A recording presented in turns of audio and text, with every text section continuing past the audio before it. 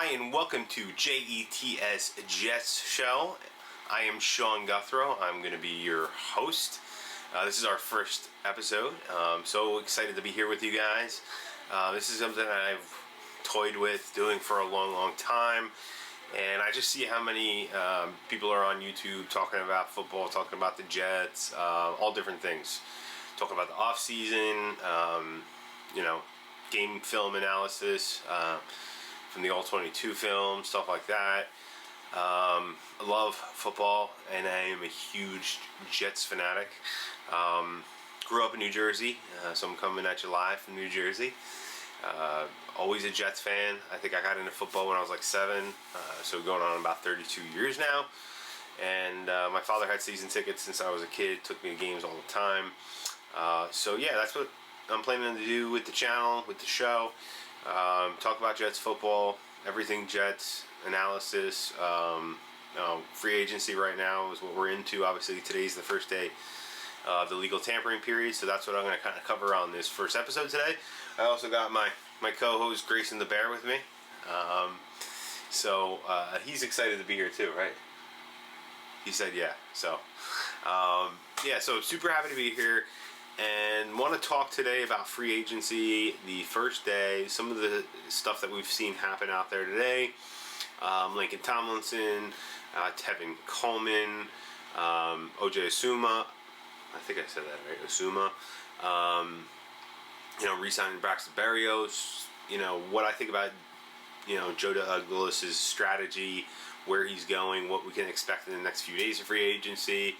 And hopefully we'll get into the draft on the next few days. So we'll do mock draft, maybe live or something like that.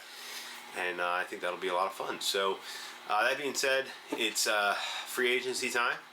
I love some of the moves that JD made today. Laken Tomlinson, somebody that I always thinking about they should target for months now.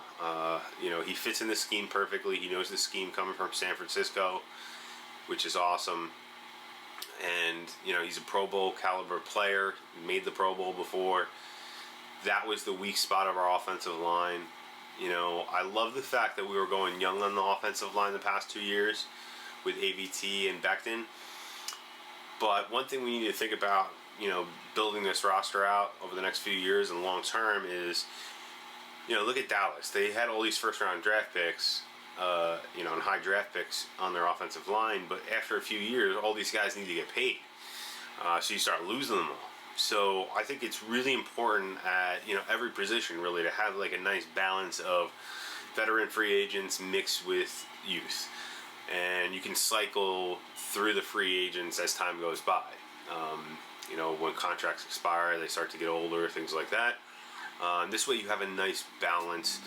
Obviously it's good for the young players to play, but you also want to have some veteran leadership there to kind of mold them and help those players develop and grow. So, Laken Tomlinson plugs a huge hole. I think the price was a good price, maybe slight overpay. What do you get? 41. I think it was $41.5 million over 3 years, which is between 13.5 and 14 million a year. Yeah, and it plugs a huge hole. We don't have to go into the draft with a big hole at guard. We can focus on some of the other positions. Corner, pass rusher, edge, linebacker even is a bigger need than I think a lot of people think. Wide receiver. So, you look at this offensive line now. Some people are worried about McGovern.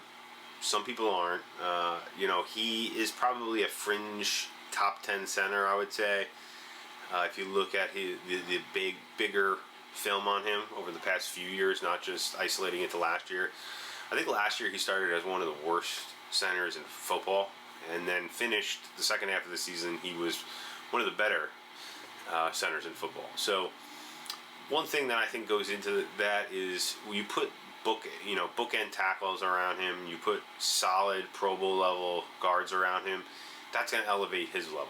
I mean, right now, you look at the starting offensive line. You got Fant, you got Braxton on the edges, you got AVT, and now Tomlinson at guard. You have Pro Bowl players or Pro Bowl caliber players surrounding McGovern, and he's probably the weakest link out of the entire offensive line.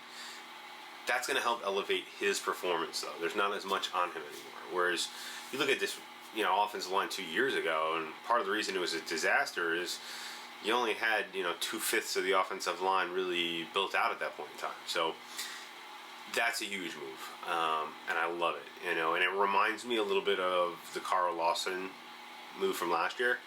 We're not getting the number 1 or 2 free agent out of position, but we're getting still a very high caliber guy at a good price.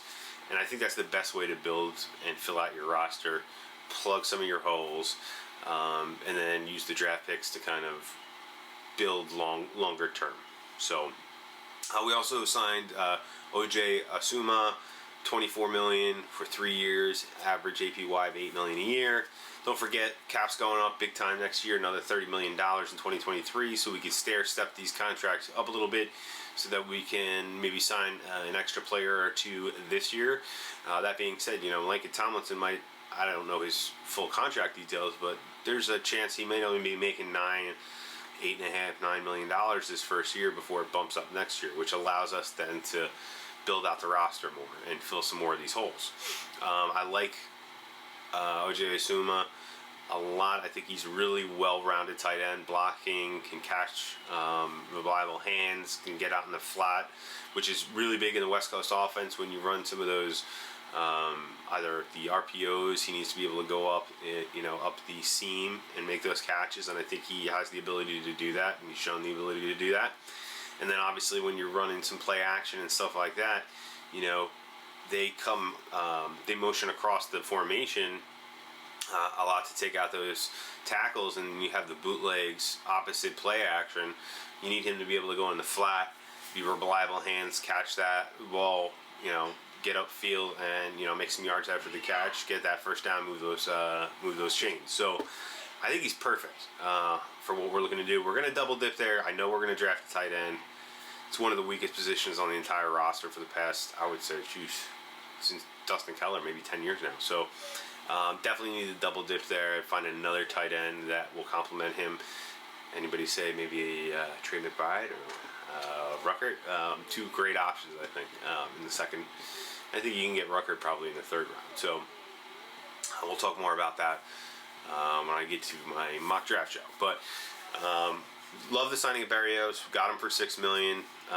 He was never going to get the $10 million he was looking for. I knew that already, but he's the type of guy you need to bring back. You need to keep some of these guys that are cogs in the wheel.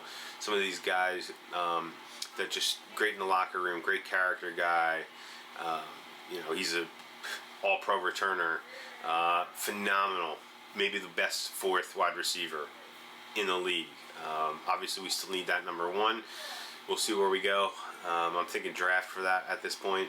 I'm not liking too many of the free agent options out there at the moment. Allen Robinson, would love to have him, but he's going to get way too much money. If Christian Kirk's getting over $20 million a year, which is just blows my mind at this point, Allen Robinson's going to get well more than $20 million a year, and I'm not paying that for wide receiver. I'd rather spend that money maybe on like Marcus Williams, or maybe even 2 defenders. Darius Smith is another guy I'd rather spend that kind of, spend a whole bunch of money on. Because we've obviously today we focused a lot on the offense. Tevin Coleman's also coming back on a cap-friendly deal for a year. And he was great last year. He did exactly what we needed him to do. We don't need him to be the guy that carries the load. Michael Carter is going to be establishing himself and growing and developing in his second year into an even better player. He was phenomenal last year. So impressed with his ability, and really excited to look forward to what he can do in one more year developing into the system. That being said, I'm looking onto the defense now. One area I really feel that they're going to address is the interior of the defensive line.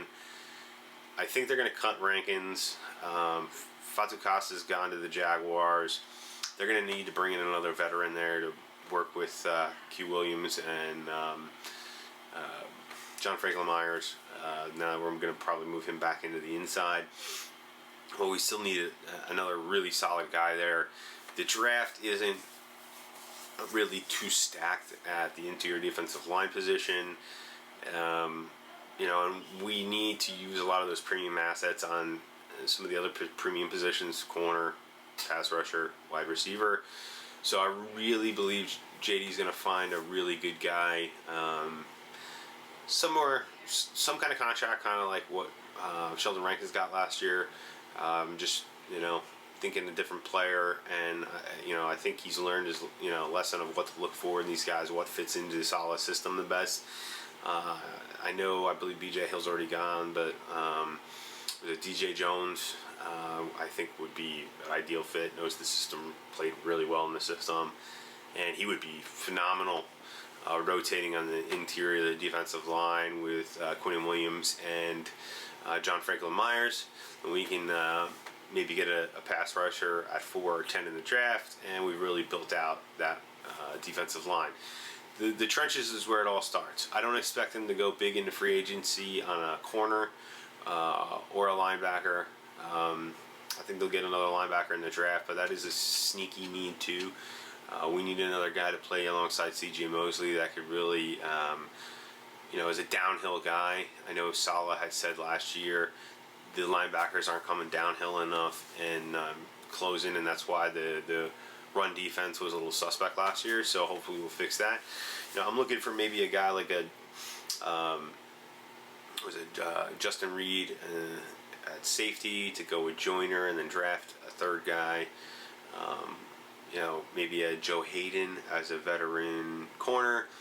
You know, like I said, Zadarius Smith, would love to have him. You know, if we do go linebacker, I'm thinking it's not, you know, a top end of the market like a Campbell. I'm thinking more like a maybe role player like Walker Jr. from the Browns, great in pass coverage. And he gives you something there, maybe at the will linebacker spot. But you know, we'll have to see what happens. I'm expecting some more really great moves. Love what JD's doing with this this off season. I mean, we finally have a real GM, which is awesome, super exciting. So we've been waiting a long time for this. I think this is our window to make some moves, make some changes, and you know, we'll see what tomorrow brings. And I look forward to seeing you guys tomorrow. With that, I'm signing off. Peace.